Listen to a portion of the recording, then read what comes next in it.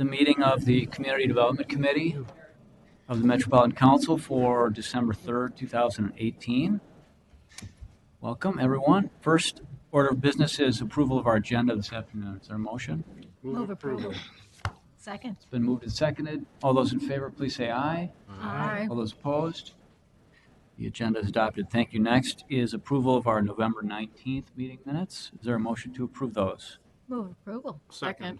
It's been moved and seconded. Are there comments or changes? Hearing none. All those in favor, please say aye. Aye. Those opposed? The minutes are adopted. Thank you. We have 4 business items, members. The first is our public hearing for Livable Communities Act Affordable and Life Cycle Housing Goals for 2011 through 2020. I'm really pleased to welcome Shakopee, the city of Shakopee, to the program. So we'll go through the formality of the hearing, and if there are any members of the public who would like to speak, we're looking forward to your testimony. We'll now convene the public hearing to take comments on the Livable Communities Act Affordable and Life Cycle Housing Goals for 2011 through 2020. Copies of the business item are available at the table just outside the chambers. Anyone who wishes will be allowed to provide comments on the goals, and to accommodate all individuals present, time limits for comments may be used. If you wish to speak at this meeting, but have not yet signed in, please sign the registration sheet at the entrance to the room. Is there anyone who wishes to speak on the goals this afternoon? Is there anyone who wishes to speak on this item? Is there anyone who wishes to speak? Okay, hearing no individuals who wish to speak, I will proceed to close the hearing this afternoon. Public comments will be accepted through 5:00 p.m. December 17th, 2019 on this item. And to comment on the goals, members of the public may also write the council at 390 Robert Street North, St. Paul, Minnesota 55101. You may also email the council at public.info@metc.state.mn.us. You may also record a comment on the public comment line at 651-602-1500. Chair Commerce, point of order. Yes, Just want to Michelle. make a clarification. There's a typo. I believe it's December 17th, 2018. Yes. 2018. I said 2019. Thank you. The hearing will not be open. A year and a half. We have it. Thank you, Michelle. Yes. Public comments be accepted through December 17th, 2018. So with that, this hearing is adjourned. Thank you. Members, our next item is the Livable Communities Act Demonstration Account Pre-Development Grant Recommendation. We have 3 projects to consider this afternoon, and Hannah Gary is here to present. Good afternoon.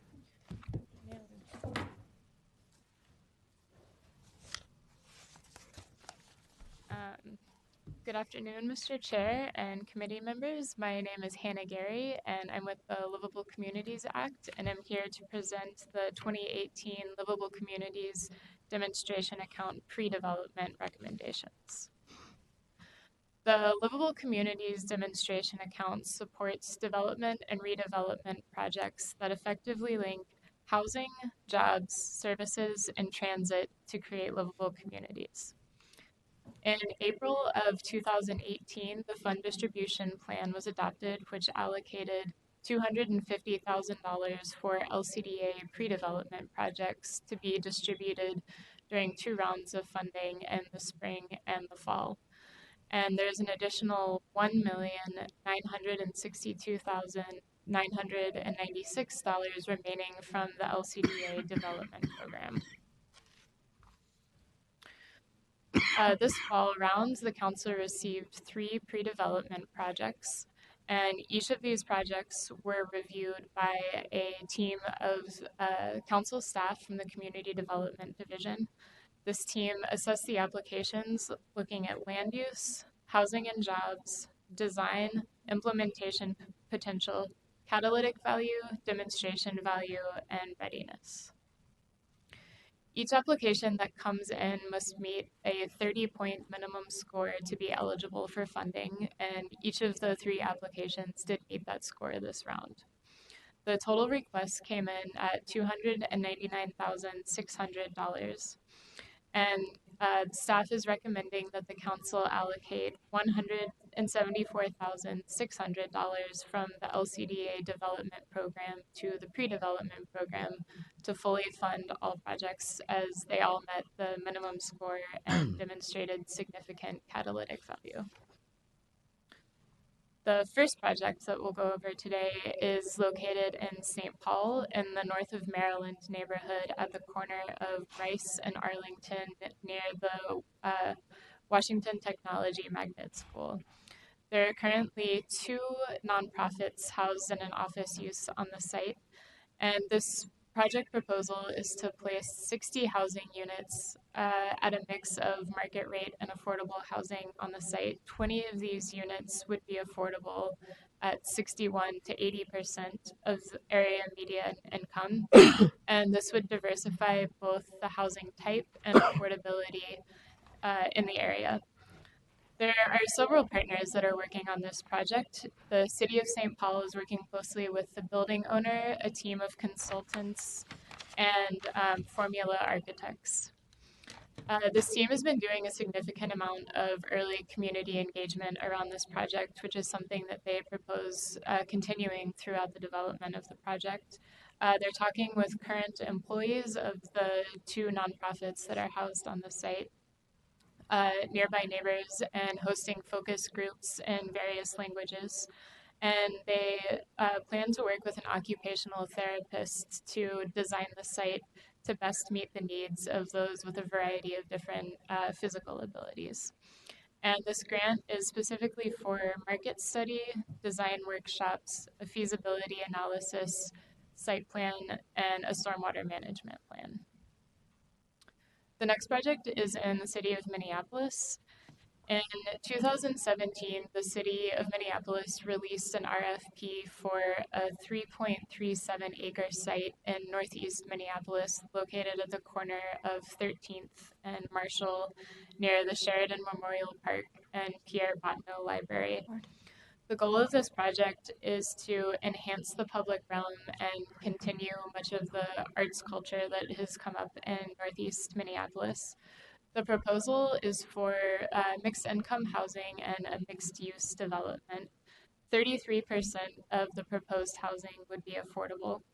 In addition to the housing and mix of retail uses, this project is proposing a pedestrian boulevard going through the site to connect neighbors and visitors to the site, both to the Mississippi River and to various uses that are located on the site.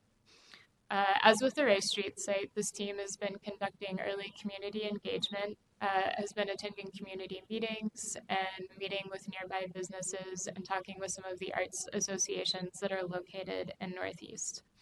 And this grant would be used to solidify the conceptual design of the project. And finally, our last project is back in St. Paul. This is a redevelopment of the 122-acre site that was formerly home to the Ford plant. This is a mixed-use, mixed-income project proposing 3,800 new housing units, 20% of which would be affordable, and looking at an affordability range from below 30% of area median income up to 51 to 60% area median income. This project is proposing an innovative stormwater management system, one element of which would be a pond as a central amenity feature, and that pond is shown in the screen here. They're also looking at daylighting Hidden Creek and bringing it back to its more natural state, with the goal of also connecting residents back with that creek.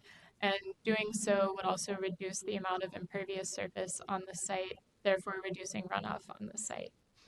St. Paul has been conducting community engagement for the last 10 years on this site, and much of this engagement has gone into developing this plan and this proposal. The Ford zoning master plan was adopted in 2017, and the proposed development project is closely in line with this adopted master plan. And the requested activities for this project are to conduct an alternative urban area review for the site. So finally, council staff, staff is recommending that the council authorize the transfer of $174,600 from the Livable Communities Demonstration Account Development Program to the Livable Communities Account Pre-Development Program, award 3 Livable Communities Demonstration Account Pre-Development grants, and authorize its Community Development Division Director to execute the grants on behalf of the council. Thank you. Thank you for the presentation. Council members, do you have comments or questions? Councilmember Mon? Mr. Chair, Hannah, my understanding is that the grant for the Ford site redevelopment will allow the city to continue to engage the community in developing a favorable plan. Is that correct? That is my understanding, that the AUAR would be supportive of that, and that's something that I can clarify with the applicant and get more details to you. Thank you. We entertain a motion, members, if that's of interest. I move approval. A second. Been moved and seconded. Discussion to the motion. All those in favor, please say aye. Aye. All those opposed? Motion carries. Thank you very much. Our next item is 2018-339, Livable Communities Act Demonstration Account TOD Pre-Development Grant Recommendations. Ryan Kelly, welcome. Hi, thank you, Mr. Chair, committee members, the nail biter of zoning. I'm here to present to you. I am happy and excited to present the work of 2 communities for the Livable Communities Act Demonstration Account Transit-Oriented Development Zoning Implementation category. Just a refresher on the purpose, the Livable Communities Act Transit-Oriented Development is to promote moderate to high-density development projects located within walking distance of major transit stop. They typically include a mix of uses, such as housing, jobs, restaurants, shops, and entertainment. This year, for 2018, the council approved up to $250,000 for LCDA TOD, the pre-development category. That includes both pre-development with a project and then zoning implementation grants. $125,000 was available in both a spring round and a fall funding opportunity round. We received no applications for pre-development with a project, but we received 2 applications on November 1st for zoning implementation category. The applications undergo an evaluation by a staff team from the Community Development Division. Zoning implementation is reviewed regarding access of land, assessing land use, implementation potential, proposed zoning requirements, catalytic value, and readiness of that zoning project to get underway. Each of the 2 applications scored above the minimum threshold of 42 points to be considered for funding. Cities of Brooklyn Center and also the city of Burnsville both requested $60,000, and the full amount is being recommended for funding. $120,000 was available in this funding round. I'm sorry, $125,000 was available in this funding round. So that would leave a balance of $5,000, which could be carried forward into the 2019 funding cycle. So I'll give a brief summary of the 2 projects. The first is Brooklyn Center TOD zoning. Brooklyn Center has made some significant changes to the land use categories in their comprehensive plan update, which you'll be seeing, maybe, depending on transition time, I suppose. But as you know, all the cities are undergoing their updates.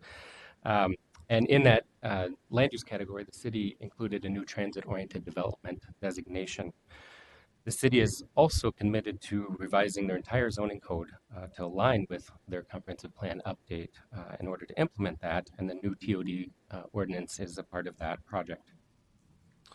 The zoning would apply to an 84-acre area that the city is referring to as the Opportunity Site. This is in the northeast quadrant of Shingle Creek Parkway and Bass Lake Road. The area is envisioned as an urban village, including a mix of uses, multimodal transportation options, and design oriented toward pedestrians and transit use. The site focuses around the Brooklyn Transit Center hub, and the future C Line BRT service is nearby. The development partner and the city have begun conversations with Metro Transit on how to look at integrating the transit hubs into this development site, or how at least to best increase connections to those services.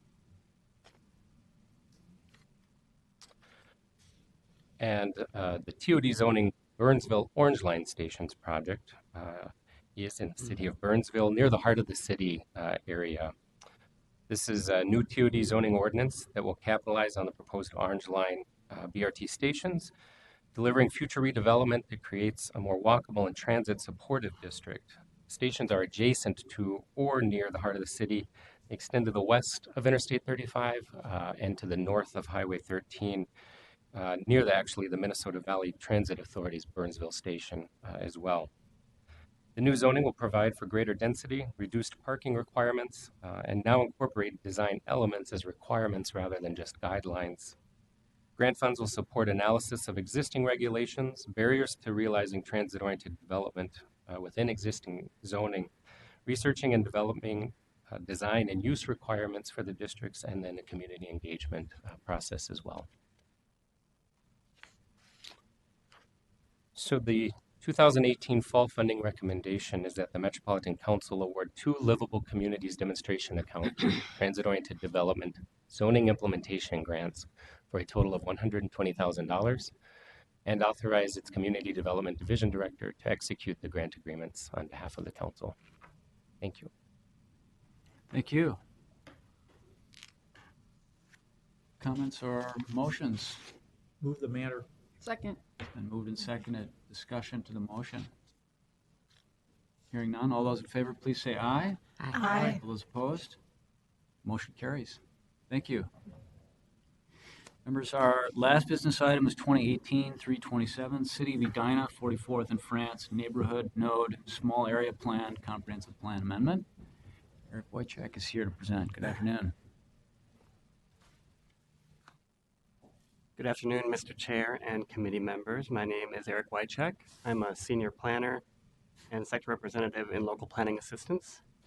I'm here to present the City of Edina's 44th in France Neighborhood Node Small Area Plan, Comprehensive Plan Amendment for council review.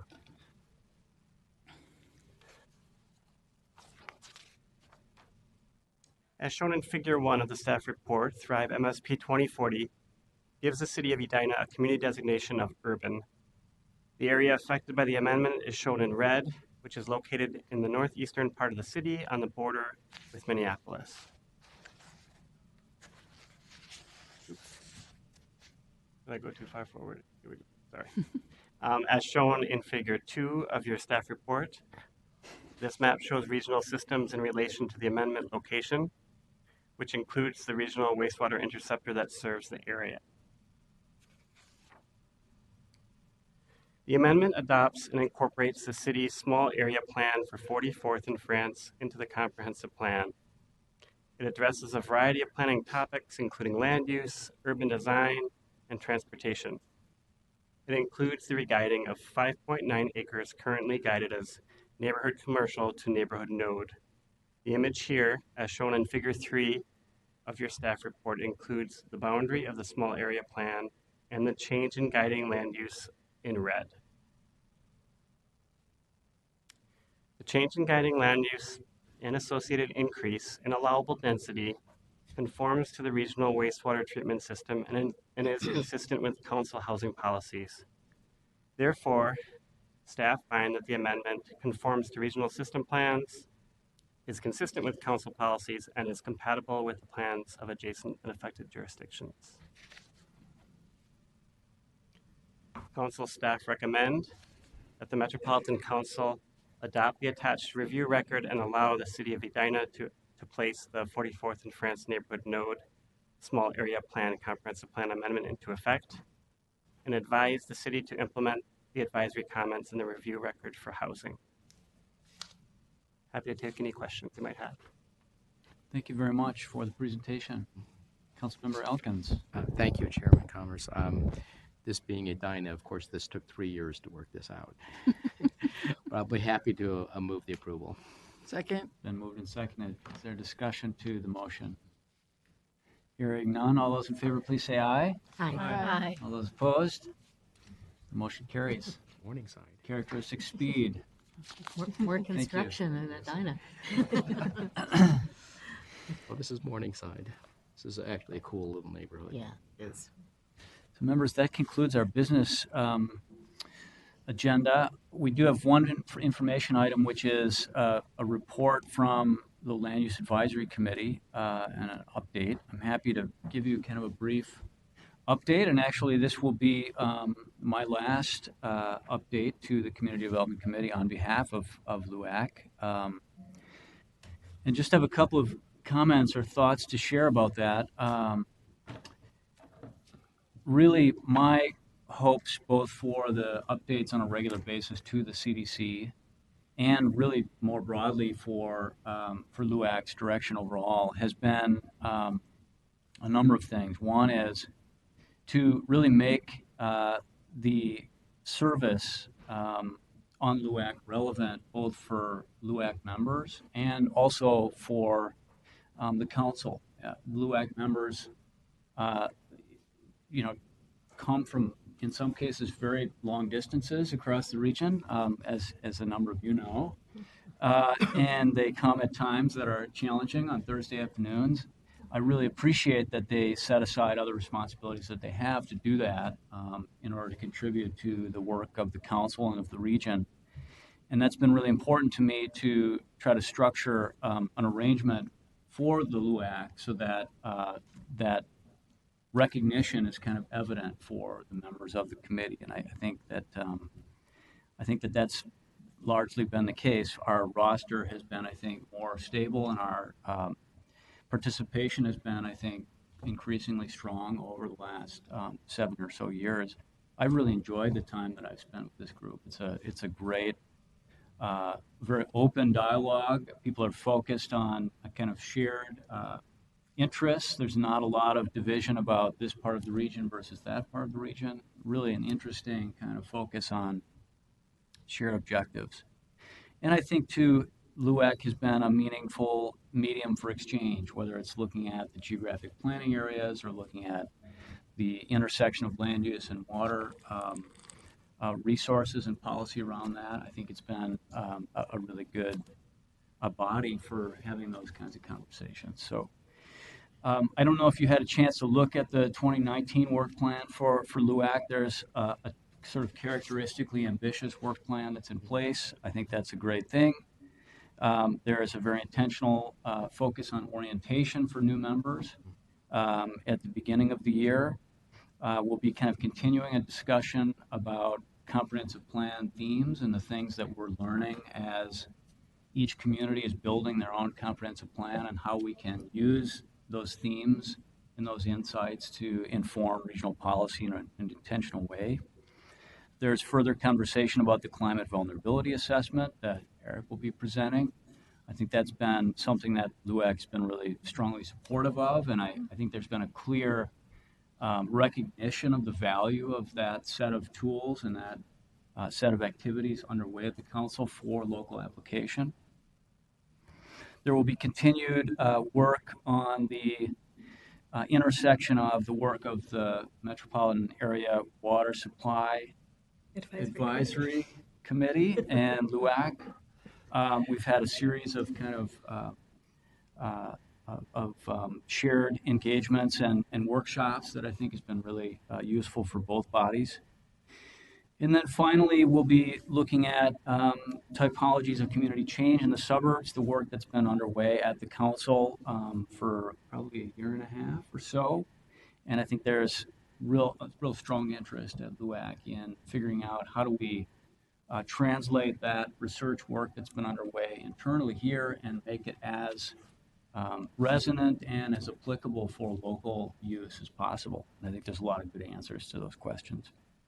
And lastly, some looking at employment clusters and economic competitiveness. That's something that LUAC members have identified as an area of interest. And I think, again, there's plenty of things that have been underway at the council that can be presented for feedback and also for potential application at the local scale. So at the risk of talking too long, I just wanted to share those thoughts about LUAC. It's been a real privilege to chair the group, and also I think it's been meaningful to be able to bring these periodic updates to you as the CDC, and I'm hopeful that that can continue in the future if the next council so deems it appropriate. So if anybody has any questions, we'd be happy to try to answer them. Councilman It's a Ralkins. great training ground for future Met Council members as well. Do you know if any of them are going to be applying? That's a great question, and I don't know that. I've not heard from anybody individually, but I've also not reached out. So that's maybe a good nudge on my part, on your part. I on think me. there are several of us who've done. Have you done it? No, I didn't Yeah, do no, it. but I think you have, haven't you? Yeah. So at least three of us have had some involvement with LUAC along the way. It really does get into a very diverse, group of issues around, just regional conditions and considering or addressing things across county and city boundaries. So You really do get a input from people from all over the region. You get a broad regional perspective, and the issues are interesting. right. Yep. So unless there's anything further, I think we can be adjourned, members. Unless Lisa, do you have any announcements or comments? Don't have any Okay. announcements. Okay. Great. Thank you.